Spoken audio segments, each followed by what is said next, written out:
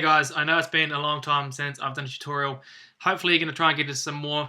I know I always say that, and then I get flagged under with tons of work. But I've had tons of requests for that percussive type sound that you've heard in songs like Hit It from GTA, Henrix, and Digital Lab. And that new one from Martin Garrix, say it? Anyway, called Animals. It's that percussive sound. This one.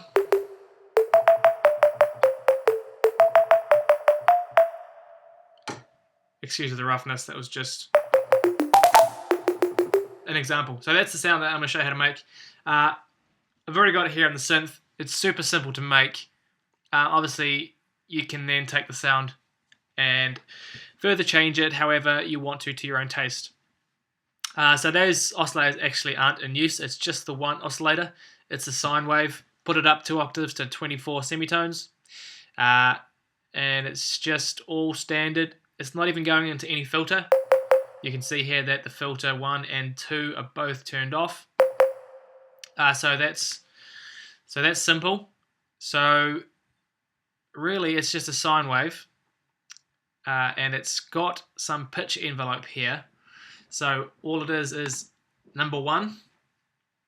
Number one here is clicked on that, drop it in there, and then you scroll down 12, so you just click on that and keep going. So you bring it down 1 octave.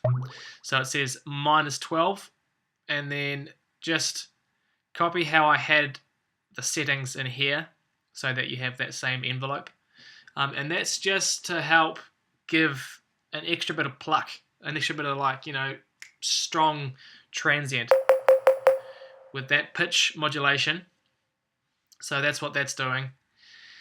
And what else have we got? So in the 4th envelope, which is the amp envelope for the whole synth, you can see here I have the attack right down, and I've got the sustain right down, which is this one here, and the decay, you just play with it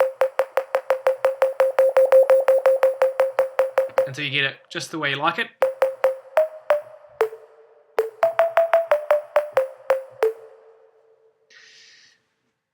Got animals stuck in my head.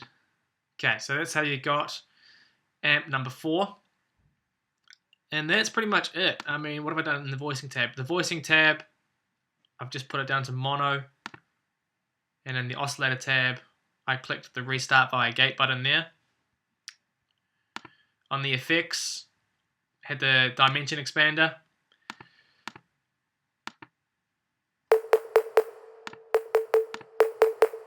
And then the small reverb.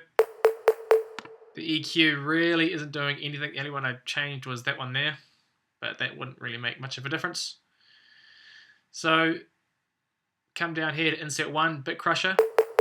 That's just to give it that little crisp fizzle on the very top of the sound. So if you don't like that, you just take that off.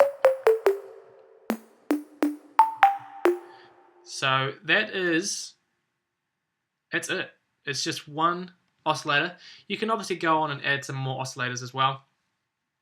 But that's it, just a sine wave with some pitch envelope, and you start to get down here into the envelopes and you can get the actual sound, sort of the transients and the way it actually, the way that it sounds really is what I'm trying to say. Make it sound the way you want. But I have got some other processing on this particular synth. I have a compressor here, which is hopefully, I'm trying to emphasize the stab and the punch a bit more.